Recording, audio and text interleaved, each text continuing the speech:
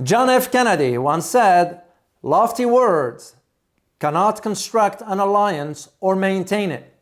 Only concrete deeds can do that." Keep this in mind as the US is panicking over the China-Russia growing alliance as President Xi prepares to visit Russia soon. In this video, I am going to provide you an in-depth analysis about this topic, given my familiarity with it, based on my research and the publication of my book. Fasten your seatbelt and let's go for a ride on the geopolitical highway. Our show today is sponsored by Noble Gold. So let's dive in. The two leaders spoke via video link. Russian President Vladimir Putin also said that he was expecting Xi Jinping to make a state visit to Moscow next year. Certainly, the partnership that the Russians and the Chinese have is a serious one. They have mutual interest in changing the world order the way it currently is. The United States says that it is concerned about China's alignment with Russia amid the war in Ukraine. China has so far called for peace and continues to blame the West for provoking Russia. The timing of the virtual meeting between President Putin and President Xi couldn't be more interesting, as it took place at the end of 2022. What is certain, however, is that the United States is panicking over China's alignment with Russia as the conflict in Ukraine goes on and the global geopolitical shift is nothing but certain. So the question you need to ask is, what should we expect in 2023? President Xi, during his meeting, a virtual meeting that is with President Putin, said that China is ready to increase political cooperation with Russia. He added, and I quote, "to be global partner," end of quote. Before I proceed, let me tell you something about Noble Gold Investments. Noble Gold Investments is pleased to let you know that gold is the best investments class for 2022. According to longtermtrends.net, gold has actually outperformed the S&P 500, the Dow, and Bitcoin for 2022. So what are you waiting for? Open a gold IRA or a silver IRA with Noble Gold Investments this month and receive a free quarter-ounce American Gold Eagle coin with every qualified IRA of $50,000. You can't go wrong with Noble Gold Investments and their thousands of five-star reviews. There is always a risk of investments and there are no guarantees of any kind.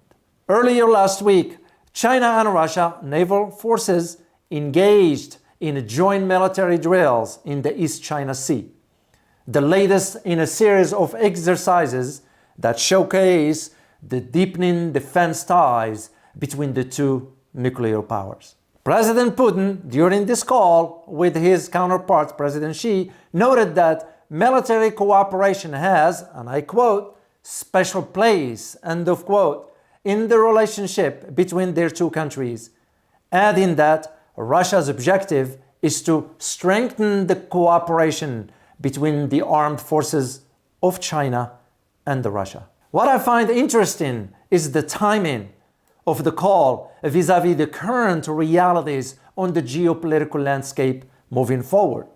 What do I mean by that?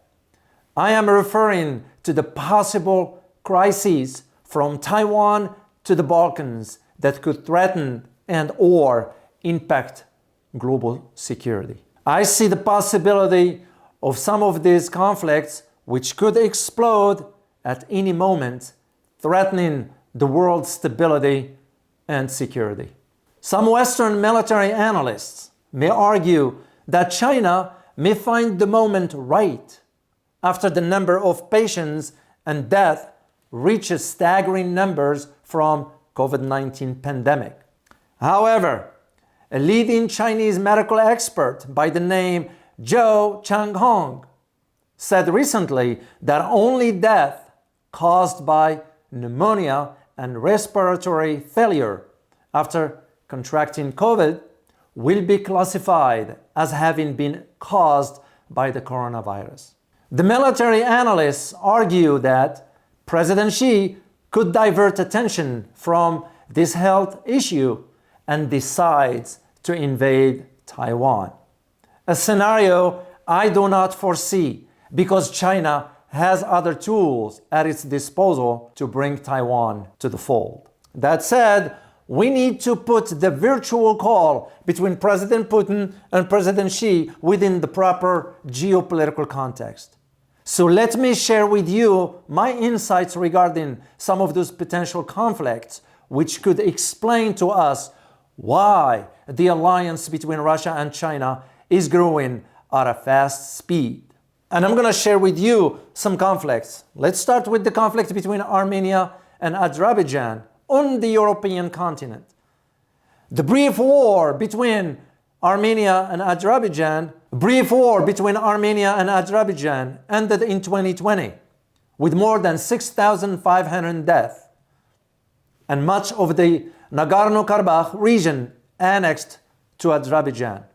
But the subsequent peace is very fragile, as tension returned after the closure of the Lachin corridor linking Armenia and the capital of the disputed enclave, sparking anger among Armenians that herald the eruption of armed conflict again. Another tension you might want to consider is the tension between Serbia and Kosovo, which have eased in recent days in Europe.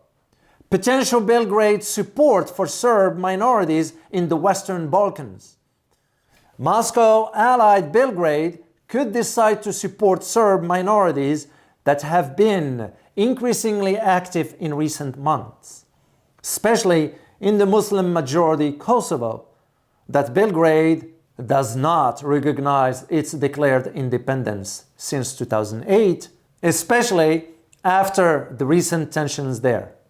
Serbia has already deployed troops on the border between the two countries, but things have returned to ease after Washington and Brussels asked for a reduction in tensions, and Serbian President Alexander Vučić announced that the barrier will be dismantled, but confidence is still lost. Another potential conflict is between Israel and Iran, with Benjamin Netanyahu forming his coalition government and the statements coming from his administration about attacking Iran. Doing so will be a strategic mistake on part of Israel. As argued in my Iran book, Volatile State, Iran in the Nuclear Age, should Israel attack Iran, the latter will launch a barrage of its medium and long-range missiles that are within reach of Tel Aviv. And by the way, Iran's new hypersonic ballistic missile can reach Tel Aviv in less than 4 minutes. Another tension is between Russia, Japan, and the control of the southern Kuril Island. So tensions between Russia and Japan over the islands could turn into an armed conflict, while the world is preoccupied with the war in Ukraine, especially since Russia has recently deployed 3,000 troops and several anti-missile batteries, while Tokyo adopted a new security strategy. I will share with you something interesting about Japan as I move along. So another conflict is confrontation between North Korea, its southern neighbor South Korea, and the US.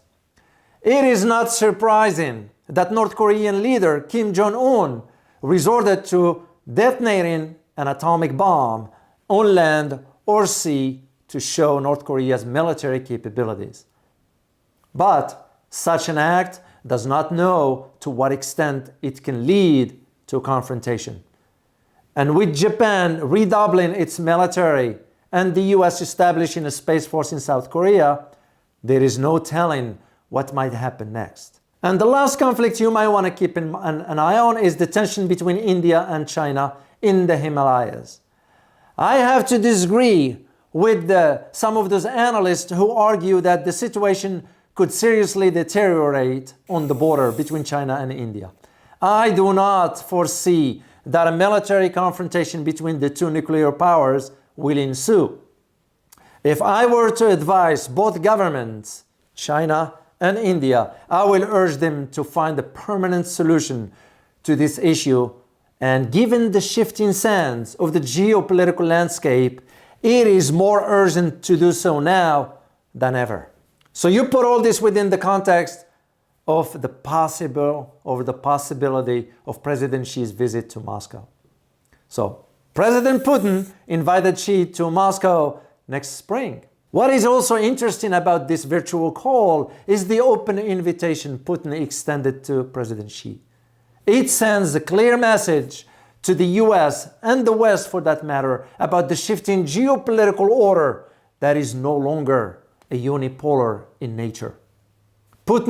President Putin, that is, said, and I quote, "I have no doubt that we will find an opportunity to meet with you in person. We are waiting for you, dear Mr. Chairman, dear friend. We are waiting for you to come next spring with a state visit to Moscow." End of quote. I believe the visit will demonstrate to the world the strength of the Russian-China bilateral relations. In this context, President Putin also said that the two, and I quote here, the two countries would strengthen cooperation between their armed forces and pointed to growth in trade despite unfavorable market conditions. End of quote. The bilateral relations are the best in history and withstand all tests, President Putin added. So, what you are noticing here is that Russia and China share the same views on the causes, the course, and the logic of the ongoing transformation of the global geopolitical landscape. On his part, President Xi said, and I quote, "In the face of a difficult, far from an ambiguous international solution, we are ready to build up strategic cooperation, provide each other with opportunities for development, be global partners for the benefits of the people of our countries and in the interest of stability throughout the world." End of quote. As I said earlier, I'm going to tell you something about Japan. On December 16th, last year, Japan's Prime Minister, Fumio Kishida, announced a new defense strategy while doubling military spending by 2027 to implement it. This is the largest defense shakeup in decades, and also it is a wake-up call to the rest of Asia. The decision includes openly acquiring offensive weapons and reshaping Japan's military command structure for its expanded armed forces. On December 23rd, 2022, which is only a few weeks ago, the draft budget was approved by Kishida's cabinet. Japan's dangerous military expansion should set off international alarm bells. This major escalation is taking place based on intense US pressure. It is the next step in the pivot to Asia, aimed at surrounding China and attempting to reassert United States dominance in the Asia-Pacific. So the plan for Japan is to double military spending by adding $315 billion to Japan's defense budget over the next 5 years and make Japan military the world's third largest after the United States and China. Defense spending will escalate to 2% of Japan's gross domestic product. It is almost equal to the goal the United States sets for its NATO allies. The Japanese government plans to buy up to 500 Lockheed Martin Tomahawk missiles and join air-to-surface standoff missiles, procure more naval vessel and fighter aircrafts, increase cyber warfare capabilities, manufacture its own hypersonic guided missiles, and produce its own advanced fighter jets, along with other weapons. So the plan shifts from relying solely on missile defense to also embracing, and I put this in quote, counter-strike capabilities. What's the message here? You decide. Could this be a preparation for the 2024 elections in Taiwan? You decide once again. So here's my conclusion for you. The possibility of Russia-China alliance could provide both countries, Russia and China that is, the right platform on which to further their cooperation on all fronts, including the military. There is no certainty about what the global geopolitical landscape might look like in the next 5 years, a decade from now. But with certainty, however, one can conclude that the Russia-China alliance will further contribute to a precipitous shift in the global order and further decline of the United States' global power. Yet, the shift in the global balance of power is already underway. For now, we can at least agree the United States should face its challenges head-on and encourage rather than marginalize those who bring up issues of détente with any other country, be it Russia, China, or other, rather than confrontation. It is no different than addressing issues like immigration, national debt, an alien education system, the economy, income inequality, corruption, and others. It is patriotism and love of country that should compel us to take on these challenges with the fortitude and concern for managing a safe and prosperous world. As always, prepare yourself for a challenging world order. Till next time. Bye-bye.